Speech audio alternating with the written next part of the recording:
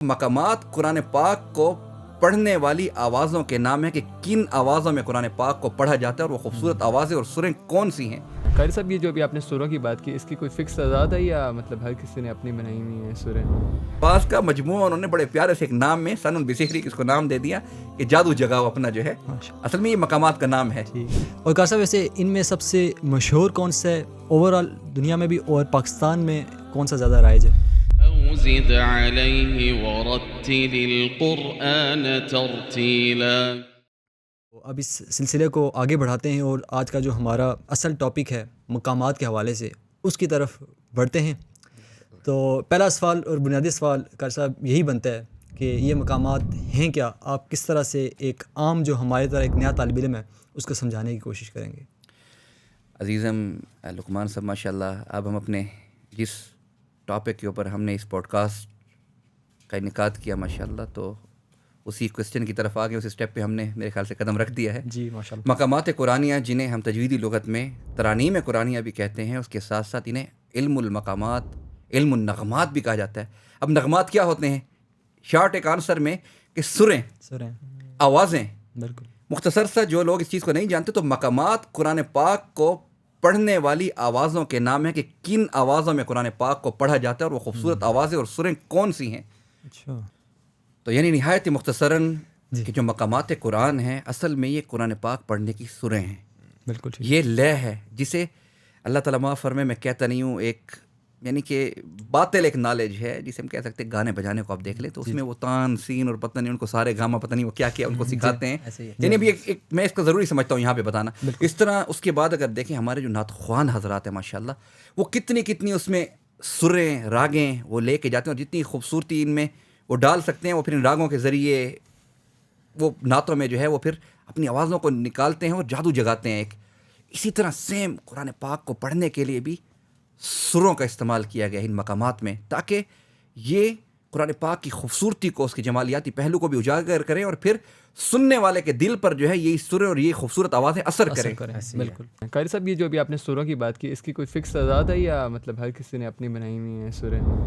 دیکھیں، آپ کے اس کوسچن کے آنسر میں بڑا ماشاءاللہ آپ نے جامع اور خوبصورت ایک سوال کیا، اور یہ بڑا ایک اہم حیثیت رکھتا ہے ان مقامات کو سیکھنے میں اور ان آوازوں میں۔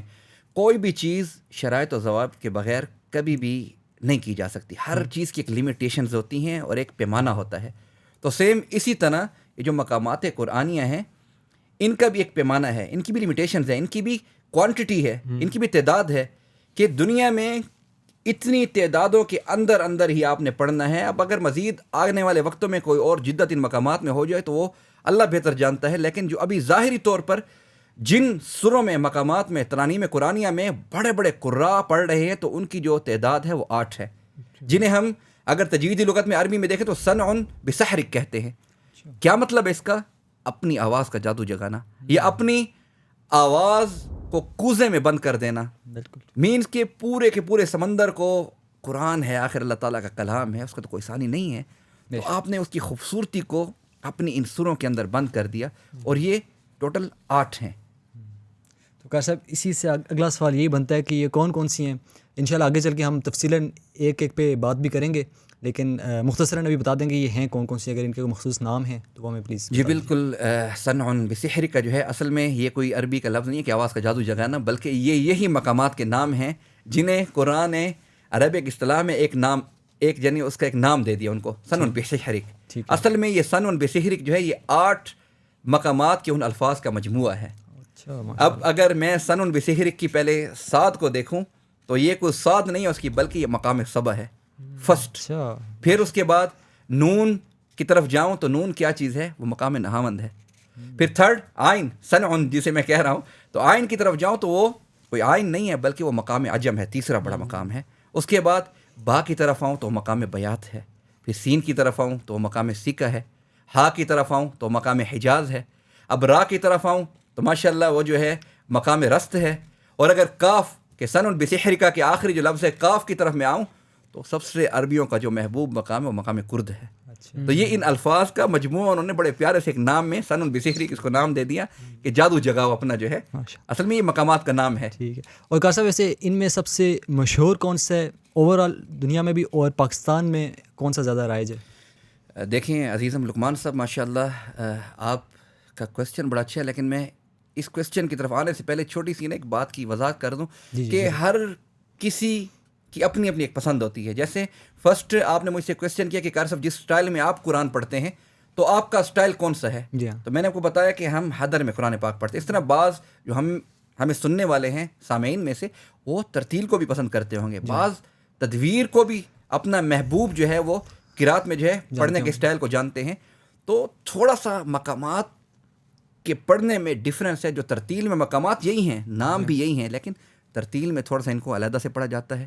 اور میں جو ڈیفائن کر رہا ہوں، میں اپنے محبوب جو میرے پڑھنے کا اصل ہے حدر، میں ان مقامات کو اس میں ڈیفائن کرنے والا ہوں. بالکل ٹھیک ہے، ٹھیک ہے نا. تو مقامات سبھی ماشاءاللہ پیارے ہیں، سبھی خوبصورت ہیں، لیکن آپ کی چوائس کے اوپر ہے. تو یعنی آپ اپنے ایک مقام کو منتخب کرنے کے بعد اس پر تلاوت کرتے ہوئے پھر کمپلیمنٹری آپ کسی اور مقام کی طرف کنورٹ ہو جائیں.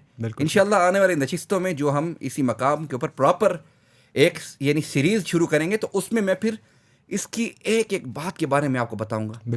مقامات سے دوسرے مقام میں کیسے کنورٹ ہوا جاتا ہے، ایک مقام میں آپ اپنی آواز کو پختہ کیسے کریں. ہم انشاءاللہ آگے جا کر ریہرسل بھی کرائیں گے، اور پھر انڈیویجولی ہم انشاءاللہ ان مقامات کو دوبارہ سے تفصیل کے ساتھ ڈیفائن کریں گے. بالکل. تو باقی دنیا میں یہ سارے مقام ایک ہی طرح کے رائج ہیں. اب پاکستان ہو، انڈیا ہو، اس طرح افریقہ ہو، اس طرح انڈونیشیا ہو، ملیشیا ہو یا ایران ہو، یہ کیونکہ یہ کنٹریز ایسے ہیں کہ یہاں پر پسند کیا جاتا ہے. بالکل. سعودیہ ہو، تو مقامات یہ تقریباً سیم ہی ہیں، but this is depend on you کہ آپ کس مقام کو پسند کرتے ہیں اس میں. بالکل ٹھیک ہے. لیکن قاری صاحب میرا سوال ابھی تھوڑا سا وہیں پہ ہے کہ ہوتا ہے نا کہ جغرافک لوکیشن میں ایک مقام کو تھوڑا زیادہ پسند کیا جاتا ہے. تو اس میں جاننا چاہتا ہے کہ پاکستان میں، کیونکہ شاید ہم بھی اسی انداز میں پڑھ رہے ہوں، لیکن ہمیں پتہ نہ ہو کہ ہم کون سے مقام میں پڑھ رہے ہیں. اس لحاظ سے میں جاننا چاہ رہا تھا کہ پاکستان میں کون سا زیادہ رائج ہے مقام. دیکھیں آپ کے اس سوال کے جواب میں آپ نے یہ بھی ایک اچھا ہی، سارے سوال ماشاءاللہ آپ اچھے ہی کر رہے ہیں، تو یہ بھی یعنی ایک ماشاءاللہ انفارمیٹیو کویسچن آپ نے کیا، اور یہ بہت ضروری سمجھتا ہوں ایک ایک بات کو بتانا یہاں پر. اب جو میری نظر سے گزرا، جو میرے تجربے میں، کیونکہ مجھے کافی اللہ کا شکر ہے فونیں آتی ہیں دنیا بھر سے الحمدللہ، اور یہ مقامات کے بارے میں پوچھنے کے لیے، اور پھر اکثر رائے بھی لی جاتی ہے کہ قاری صاحب ہم کس مقام کو اپنا آئیڈیل بنائیں یا کس مقام پر ہم تلاوت کریں جو آسان ہو. اب زیادہ تر جو میجورٹی ہے میں نے دیکھا ہے کہ وہ مقام نہاوند کو پسند کرتے ہیں، یا اس کے ساتھ ساتھ مقام حجاز. یہ دو مقام جو ہے یہ اس ٹائم میرے ایک اپنی رائے کے بارے میں، باقی میں نہیں جانتا، لیکن جو میں نے ایک اخذ کیا ہے نتیجہ، تو یہ دو مقام ہمارے پاکستان میں بھی اور اس کے علاوہ دنیا بھر میں بھی سب سے زیادہ پسند کیے جاتے ہیں، مقام نہاوند اور مقام حجاز.